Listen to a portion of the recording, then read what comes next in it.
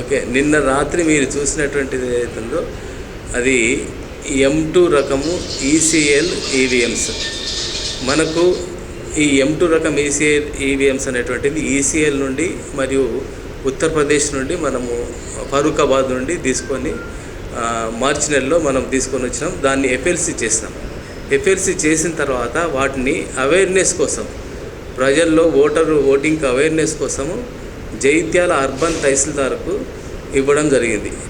ఇచ్చినటువంటి 10 ఈవీఎంస్ వాళ్ళ దగ్గర ఉన్నాయి. ఆ 10 ఈవీఎంస్ తోటి తన కాన్స్టిట్యుయెన్సీలో జైత్యాల అర్బన్ తహసీల్దారు వాటిని వినియోగించి M2 రకము ఈవీఎంస్ వినియోగించి వాటిని మొత్తం ప్రజల్లో అవగాహన కల్పించారు. ఆ తర్వాత క్రమంలో మనకు ఏం జరిగిందంటే కంటెస్టింగ్ ఇది M2 రకం ఈవీఎంస్ అనేటువంటి కేవలం 64 మంది కంటెస్టింగ్ క్యాండిడేట్ ఉంటే మాత్రమే పనిచేస్తుంది.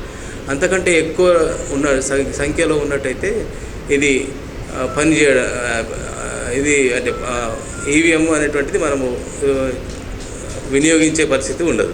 సో ఇప్పుడు ఇక్కడ నిజామాబాద్ పార్లమెంట్ కాన్స్టిట్యున్సీలో మొత్తము 185 మంది కంటెస్టింగ్ క్యాండిడేట్స్ వచ్చారు కాబట్టి ఆ తర్వాత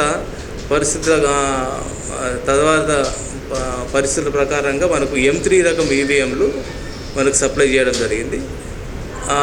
M3 రకం ఈవీఎంలను మనం ఎఫ్ఎల్సీ చేసి ఆ తర్వాత నిజంగా 11వ తారీఖు నాడు ఎన్నికల్లో వినియోగించడం జరిగింది. వినియోగించినటువంటి వాటన్నిటిని VRK కాలేజీలోని స్ట్రాంగ్ రూమ్లో వాటిని నిక్షిప్తం చేయడం జరిగింది. పూర్తి రక్షణ వ్యవస్థ మధ్యలో పెట్టడం జరిగింది. ఇప్పుడు ఫుల్ సెక్యూరిటీ అనేటువంటి అక్కడ ఉంది. ఎక్కడైతే అవేర్నెస్కు ఇచ్చినటువంటి M2 రకం ఈసీఎల్ మిషన్స్ ఉన్నాయో వాటిని యాక్చువల్గా ఈరోజు మేము స్టేట్ వేర్ హౌస్కి తరలించాల్సి ఉంది.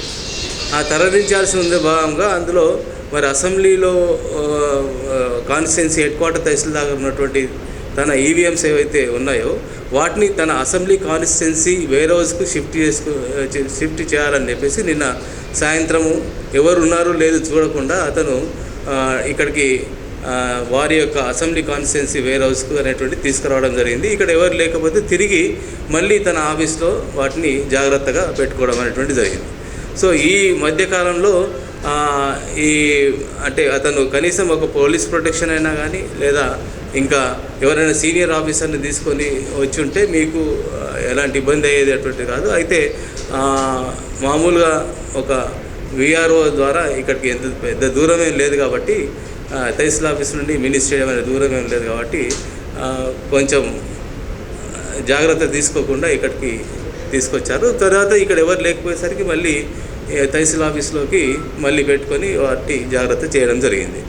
సో దీనికి ఎలక్షన్లో వినియోగించిన ఈవీఎంస్కు దీనికి ఎలాంటి సంబంధం అనేటువంటి లేదు. First point.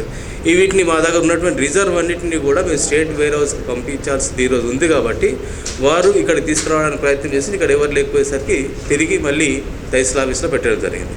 అంతేగాని దీనిలో ఎలాంటి తప్పిదం కానీ ఎలాంటి మిస్టేక్ కానీ జరిగినటువంటి సందర్భం అయితే లేదు. భద్రత ఉంది. మీరు మిమ్మల్ని అవసరం ఉంటే మిమ్మల్ని అందరినీ తీసుకెళ్ళి ఒకసారి చూపిస్తాము. ఈవెన్ కంటెస్టింగ్ క్యాండిడేట్ కూడా మేము రిక్వెస్ట్ చేసినాం. వాళ్ళను ఒక ఆఫీస్ ఏర్పాటు చేసుకోమని కూడా చెప్పినాం.